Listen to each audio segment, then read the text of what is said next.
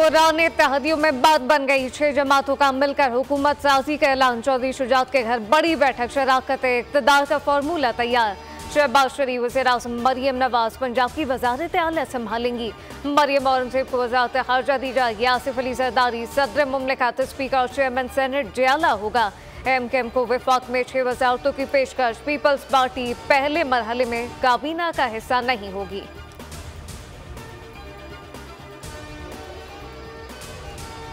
शहबाज शरीफ के बड़े भाई को वज़ीर-ए-आज़म बनाने की कोशिश। नवाज शरीफ से ओहदा कबूल करने की पेशकश। आसिफ अली ज़रदारी की सदारत के जवाब में साफ़ी को बोले, आपको मायूस नहीं करेंगे। आसिफ अली ज़रदारी का इंतखाबी नताइज कबूल करने का ऐलान। कहा, हर मसले का हल साथ चलने में है। एक ही बात कहूँगा कि पाकिस्तान खप्पे।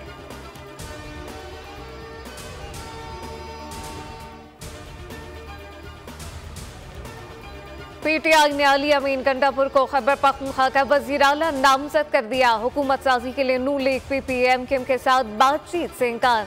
वफाक पंजाब और खैबर पख्तूनख्वा में हुकूमत बनाने का दावा।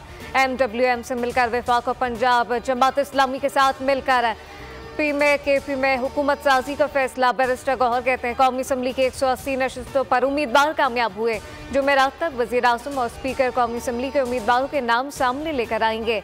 10 रोज में इंट्रा पार्टी इलेक्शन कराने का ऐलान।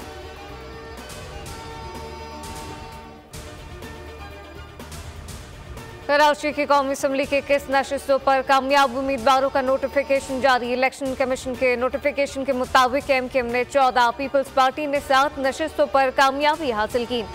एनए 238 का नोटिफिकेशन ताहल जारी नहीं किया गया।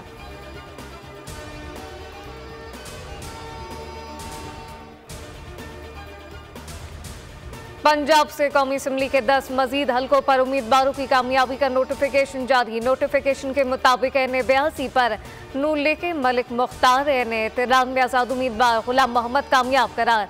एनए 94 नून लीग के कैसर शेख, एनए 98 नून लीग के शहजाद बाबर, एनए 112 नून लीग के शहरार मनसक के नाम पर, एनए 124 पर नून लीग के राना मुबशर इकबाल, एनए 155 पर नून लीग के ही मोहम्मद अफजल, एनए 126 लीगी उम्मीदवार सैफुल मुलूक खोकर के नाम, एनए 129 पर आज़ाद उम्मीदवार मियां असहर, एनए 141 नून लीग के इमरान शाह जीत गए।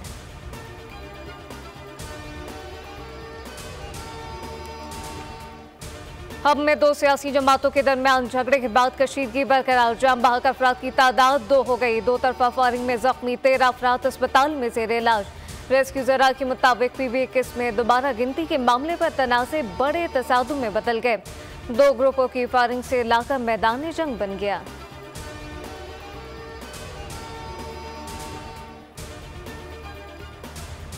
फ़लस्तीनियों की नस्ल कुशी के लिए इसराइल का ताकत का बेशियाना इस्तेमाल। 24 घंटे में मजीद 137 शहादतें। मजमूई तादाद 28,400 से बढ़ गई। इसराइली फौज ने रफ़ा और खान यूनुस पर टनों बारूद बरसा दिया। खान यूनुस में अस्पताल के अहाते में शहरियों पर बराह रास्त गोलियां चला दी गईं। अल-कस्साम ब्रिगेड ने मजीद 10 इसराइली फौजी ठिकाने लगा दिए। दर्जनों फौजी गाड़ियां तबाह। अमरीकी सेनेट में इसराइल के लिए $14.4 बिलियन का बिल मंजूर। फ़लस्तीनी पनाह गुज़ीनों के लिए अक़वाम मुत्तहिदा की एजेंसी की फंडिंग पर पाबंदी आयद।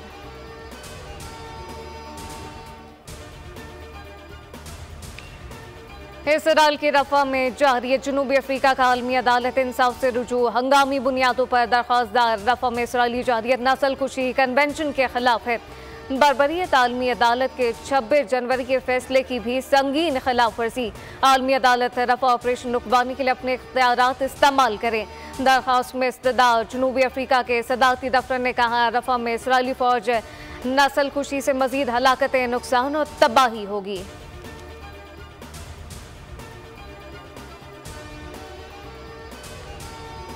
मुल्क भर में सर्दी की लहर बरकरार। मगरिबी सिस्टम आज पाकिस्तान पहुंचने का इम्कान। बलूचिस्तान में मजीद बादल बरसने का सबब बनेंगे। जेवानी, गवादर और माड़ा, तुर्बत, पंचकोर और अथल में तूफानी बारिश हो सकती है। बलूचिस्तान में सर्दी बढ़ गई। कराची में भी बूंदाबांदी। रात के वक्त मौसम सर्द हो गया। कश्मीर में बर्फबारी, मनाजिर मजीद हसीन हो गए। पंजाब, केपी और सिंध में भी जाड़े की धूम।